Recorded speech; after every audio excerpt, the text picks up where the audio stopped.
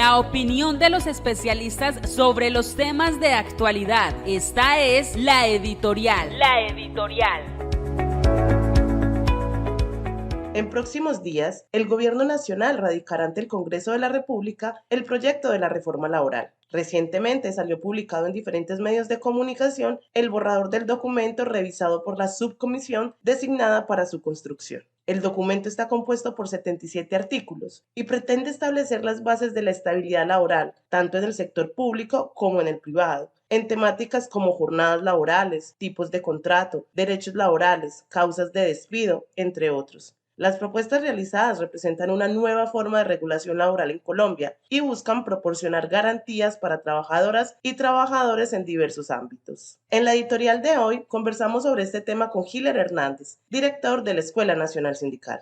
La reforma laboral propuesta por él, el documento de discusión que se ha filtrado, nos refuerza ese objetivo que se tiene de recuperar de manera efectiva los derechos que durante años han sido arrebatados de forma sistemática a los trabajadores y trabajadoras del país. Esta reforma no solamente incluye los principios consagrados en el artículo 53 de la Constitución Nacional, sino que amplía el alcance del texto cuando incluye en él los derechos de libre asociación, libertad sindical, el reconocimiento a la negociación colectiva, la eliminación del trabajo forzoso u obligatorio, la eliminación de la discriminación, la erradicación del trabajo infantil y la búsqueda de entornos de trabajo seguro y saludable. Léase allí trabajo decente y saludable. Eso alinea la reforma laboral con los principios promovidos por la OIT en búsqueda precisamente del trabajo decente para todos y todas. En esta propuesta se plantean varias modificaciones al Código Sustantivo del Trabajo. Se amplía el concepto de favorabilidad, se le imprime a la norma un enfoque centrado en quien ejerce la labor,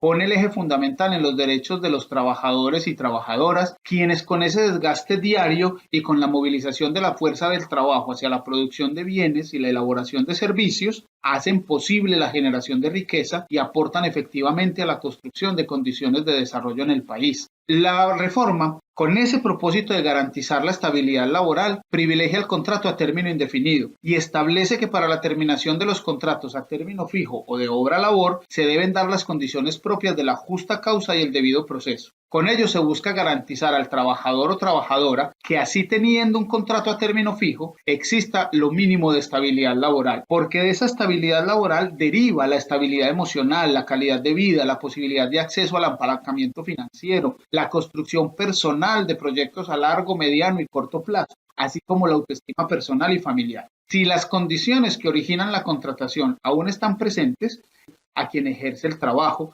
esgrimiendo las razones del tiempo, sino que se debe hacer luego de un debido proceso de análisis, evaluación y ponderación, implementando los criterios del debido proceso, lo que obviamente incluye el derecho a la defensa. Igualmente, se busca defender a los trabajadores en condiciones de discapacidad o vulnerabilidad económica o social. Se establecen las condiciones de estabilidad laboral reforzada e incluyen en ellas a las madres o padres cabeza de familia que son cuidadores y que no tienen otra posibilidad de ingreso más allá que el salario que devengan. Es así como el articulado entonces busca que la terminación de ese tipo de contratos o de los contratos con personas en condiciones de discapacidad o vulnerabilidad económica o social solo se presente en ocasión de la justa causa y la aplicación del debido proceso, y no por el libre albedrío del empleador o como derivación de la discapacidad o de la vulnerabilidad.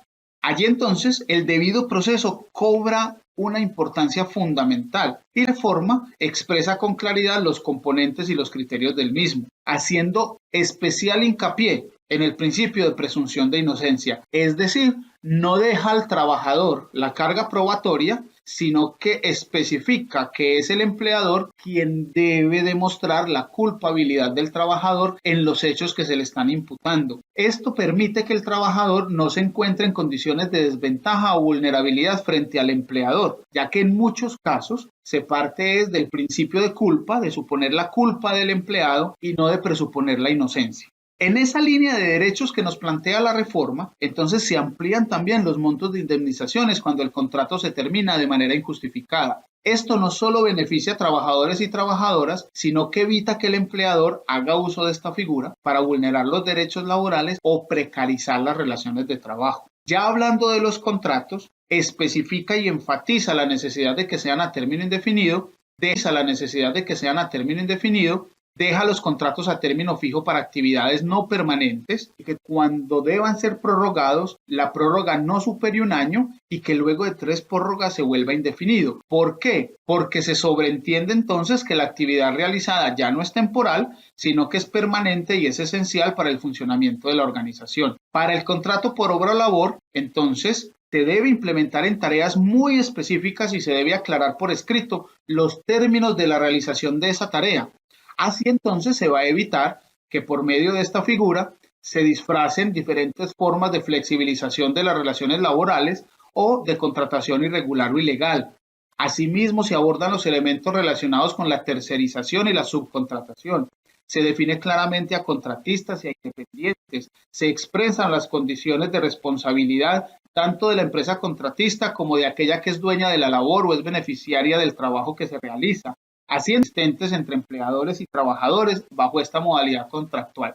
Y se evita enmascarar, bajo la figura de contratistas, la responsabilidad patronal en diferentes procesos o dinámicas que se relacionan o se derivan del ejercicio del trabajo que se contrata. Este proyecto de reforma busca eliminar todo tipo de intermediación laboral ilegal.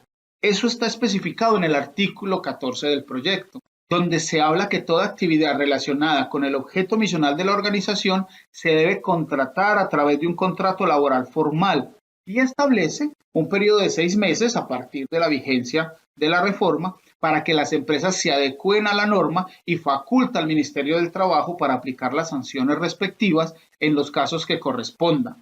Entonces, con esta propuesta de reforma, estamos orientándonos hacia la generación del trabajo formal, decente y saludable para todos los trabajadores y trabajadoras. Otro elemento que cambiaría en el sistema laboral colombiano es la definición de las jornadas de trabajo, así como recargos nocturnos y festivos. El artículo 20 del borrador establece que la duración máxima de la jornada ordinaria de trabajo es 8 horas al día y 42 horas a la semana, las cuales podrán ser distribuidas de común acuerdo entre empleador y trabajador en 5 o 6 días a la semana. El artículo 19 indica que el trabajo diurno se realiza entre 6 a.m. y 6 p.m., mientras el nocturno va de 6 p.m. a las 6 a.m. del día siguiente. La reforma busca también corregir esas políticas regresivas que se han presentado en pasadas reformas, entre ellas las relacionadas a la jornada laboral. Con esta reforma se recupera la jornada diurna, es decir, una jornada laboral digna, evitando la contratación de trabajadores para 2 turnos el mismo día y especificando la flexibilidad de la jornada para quienes ejercen labores del cuidado. Se recupera así el carácter de humanismo en el mundo del trabajo y se comprende complejo articular el mundo laboral con el cuidado de la familia. Asimismo, el articulado dignifica el contrato de aprendizaje y establece el conjunto de aspectos a tener en cuenta en esta modalidad. Fortalece el relacionamiento de las empresas con el SENA al facilitar una integración efectiva entre las etapas lectivas y productivas de los aprendices. El borrador dedica todo un capítulo a las plataformas digitales de trabajo. Allí se establece la definición de estas, así como los indicios de la laborabilidad en las mismas. También se habla de garantías en el trabajo y el acceso a la información y a la seguridad social. El borrador de la reforma también habla del derecho de asociación, la negociación colectiva y la huelga. En cuanto a los trabajadores y trabajadoras de las plataformas digitales, se busca que quienes se encuentran en estos sectores cuenten con todos los derechos laborales pertinentes, permitiendo erradicar la precarización laboral allí, donde bajo el concepto de socios o de la intermediación del servicio, se deja a riesgo de quienes ejercen el trabajo,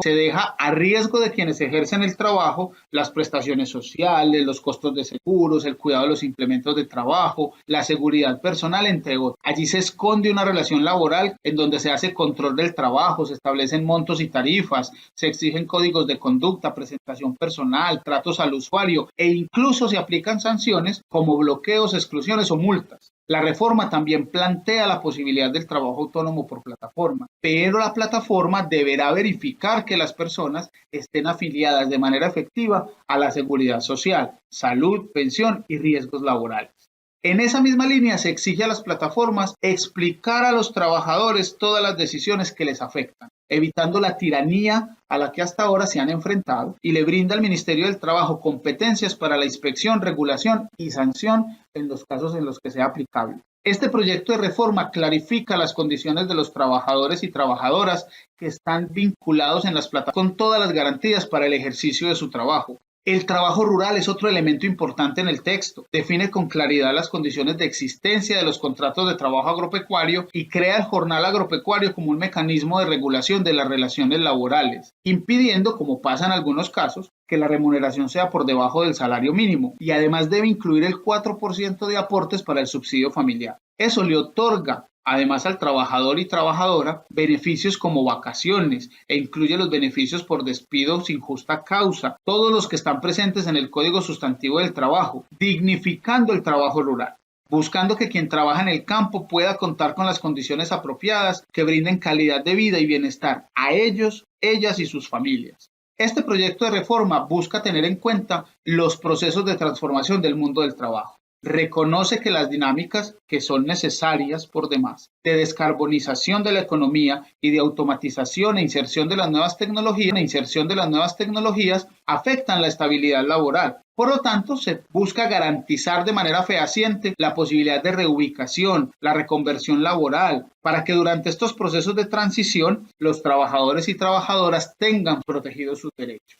El proyecto de reforma está orientado a la disminución y erradicación de las brechas existentes, ya sea por causa de género, identidad sexual, raza o cualquier otro tipo de condición que pueda llevar a acciones de discriminación, acoso y violencia en el lugar de trabajo. Estas acciones que están presentes en el articulado son muestra de la intencionalidad y acción del gobierno de aportar efectivamente una paz total desde la construcción de espacios donde el trabajo decente y saludable tenga amplia presencia. Un factor primordial en la reforma es la garantía que se da a los derechos de asociación sindical, negociación colectiva y huelga. Con ello se pretende devolver y reivindicar los derechos que han sido aplastados desde lo legislativo o desde la violencia contra el movimiento sindical, reconociendo en de una sociedad justa y ecuánime, pero además brindando garantías a sectores que durante décadas han sufrido la estigmatización, la persecución y la violencia, no solo desde el discurso, sino desde lo físico. La Escuela Nacional Sindical ha registrado desde 1971 15.766 violaciones a la vida,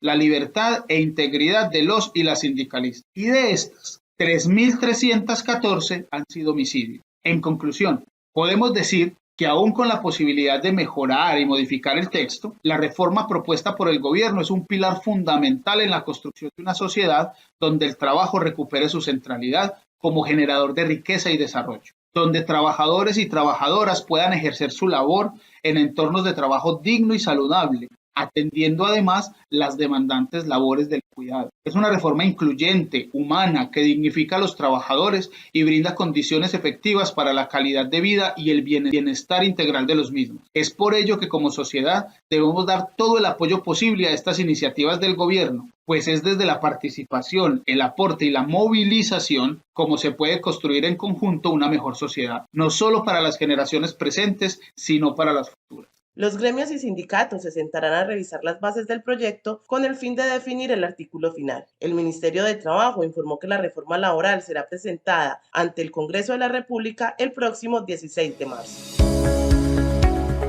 Este programa es producido por la Escuela Nacional Sindical con el apoyo de la Asociación de Institutores de Antioquia, ADIDA. Escúchelo por ADIDA Radio o por su plataforma digital preferida.